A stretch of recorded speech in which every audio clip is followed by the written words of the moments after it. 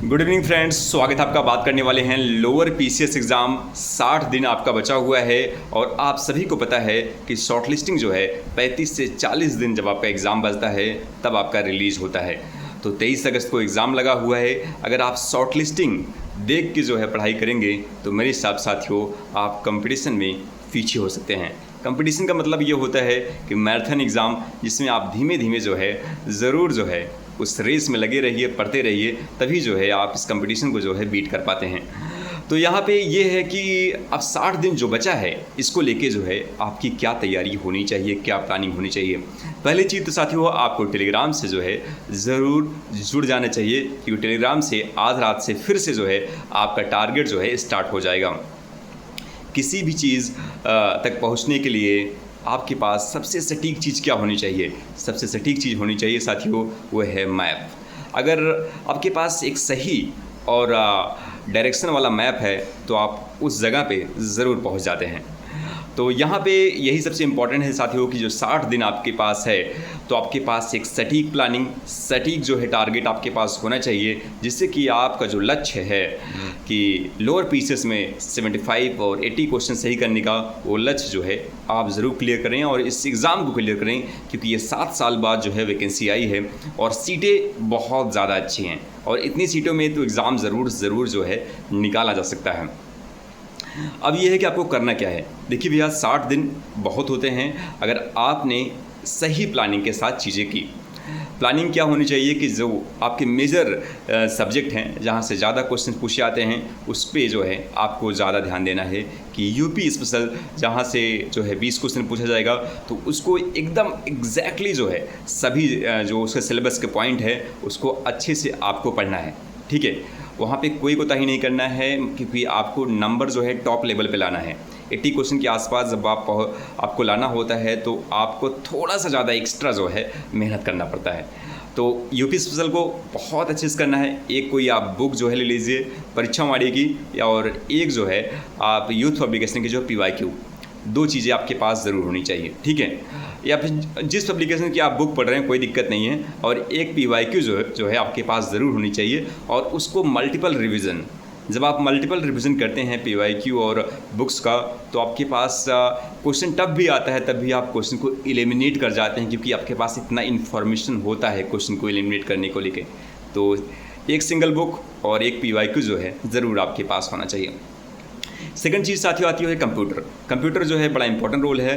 15 question इसमें पूछा जाएगा और आपका टारगेट ज़रूर होना चाहिए यहाँ पे कि 10 से लेकर 12 क्वेश्चन जो है सही करने का।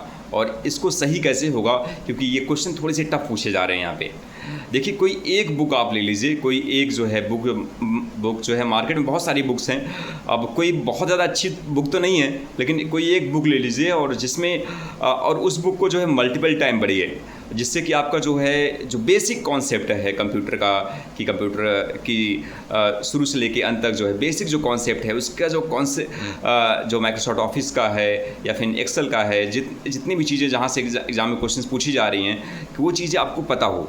और इसके बाद PYQ क्वेश्चन लगा लीजिए, जिससे एग्ज़ाम हॉल में जो है आप क्वेश्चन के ऑप्शन को एलिमिनेट करके जो है ज़्यादा से ज़्यादा जो क्वेश्चन जो है सही कर पाएँ।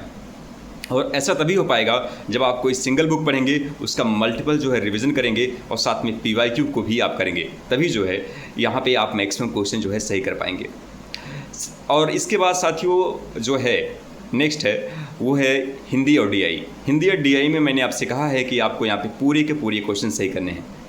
और हिंदी में आप कोई एक बुक जो पढ़ रहे होंगे, चाहे जो भी आप बुक पढ़ रहे होंगे उसको पढ़ लीजिएगा, और एक जो है आप PYQ जरूर लगाइएगा जो UPSSC में आपके प्रीवियस ईयर क्वेश्चंस पूछे गए हैं। तो यूथ की भी है और भी जो पब्लिकेशन की आप पढ़ते होंगे उसको पढ़ लीजिएगा, जिससे कि आपके पूरे के पूरे क्वेश्चन सही होने चाहिए। हिंदी का सिलेबस भी ईजी है, तो वहाँ से आप जो है पूरा क्वेश्चन सही कर सकते हैं। और इसमें प्रैक्टिस की डिमांड है, ज़्यादा PYQ क्वेश्चन लगाएंगे तो मेरे हिसाब से सही हो जाएगा।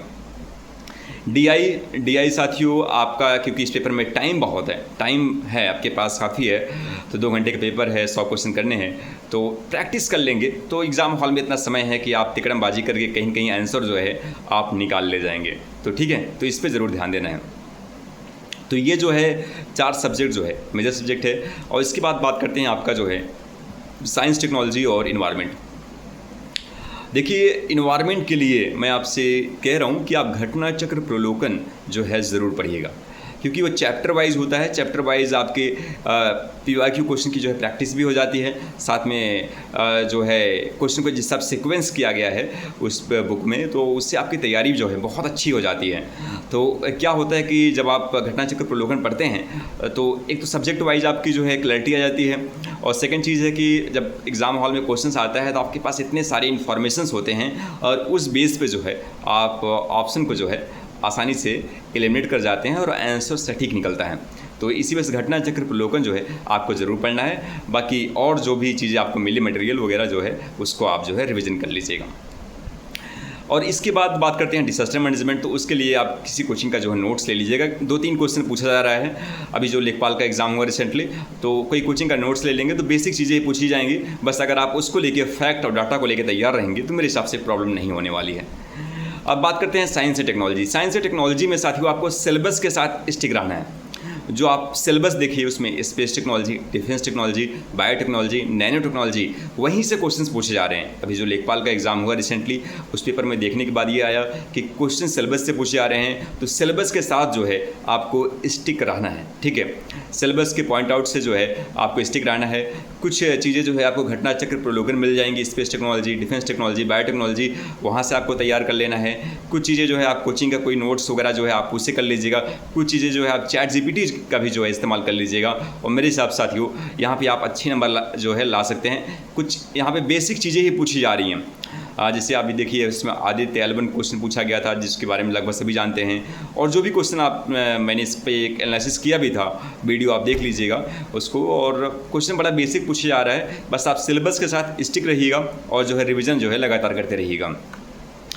अब बात करते हैं जो आपका GS, क्योंकि लेखपाल का एग्ज़ाम साथियों आपका 2000 ग्रेड पे का एग्ज़ाम था, ये आपका 4200 ग्रेड पे का एग्ज़ाम है। तो इसी वजह से मैं कह रहा हूँ अगर मान लो GS यहाँ पे टफ पूछ लिया तो उसके लिए भी आपको जो है तैयार रहना पड़ेगा। ऐसा नहीं है कि आप टफ पूछ लिया तो आपकी तैयारी नहीं है, क्योंकि कंपटीशन एग्ज़ाम है, जिसकी तैयारी होगी वो आपसे आगे जो है निकल जाएगा। तो इसी वजह साथियों आपको घटना चक्र प्रलोकन जो है पॉलिटी के लिए ज़रूर पढ़ना है, और उसको पढ़ लेंगे तो आप मेरे हिसाब से लगभग 5 के 5 क्वेश्चन जो है आप कर ले जाएंगे। सेम चीज़ें जो है आपको यहाँ पे जो है हिस्ट्री के लिए भी करना है। खासकर जो है हिस्ट्री में जो है मॉडर्न हिस्ट्री जो है आपको ज़रूर कर लेना है, मॉडर्न हिस्ट्री ज़रूर कर लेना है उसको। और साथ में ज्योग्राफी में आप इंडियन ज्योग्राफी कर लीजिएगा, वर्ल्ड ज्योग्राफी छोड़ दीजिए, कोई दिक्कत नहीं है, लेकिन इंडियन ज्योग्राफी जो है आप ज़रूर कर लीजिएगा। क्योंकि मान लीजिए कोई क्वेश्चन थोड़ा सा घुमा के पूछा तो घटना चक्र प्रलोकन से आपका ज़रूर हो जाएगा। ठीक है, तो ये चीज़ें करना है, क्योंकि आप लाइकली नहीं ले सकते GS को।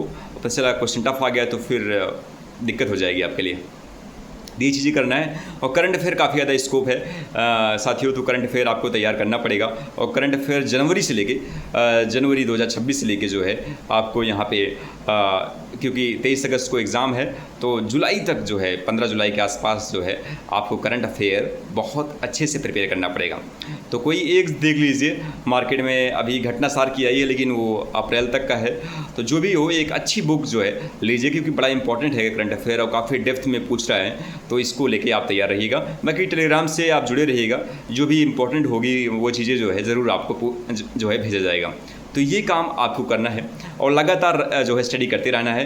और टेलीग्राम से अगर आप जुड़े रहेंगे तो एक मैप जो है मेरी तरफ से भी आपको जो है दिया जाएगा। बाकी अगर आपकी कोई अपनी पर्सनल प्लानिंग है तो उसके साथ आप जा सकते हैं। ठीक है, और टेलीग्राम से ज़रूर जुड़ी रहेगा। मिलते हैं नेक्स्ट वीडियो में, and thank you so much friends. ये मौका बहुत शानदार है, और 60 दिन अगर पढ़ लेंगे तो 75 से 80 हज़ार की सैलरी, शानदार जॉब, और ऐसा मौका दोबारा नहीं मिलता।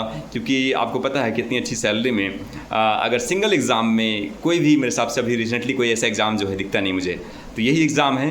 तो इसको ज़रूर जो है आप क्लियर करिए, and thank you so much.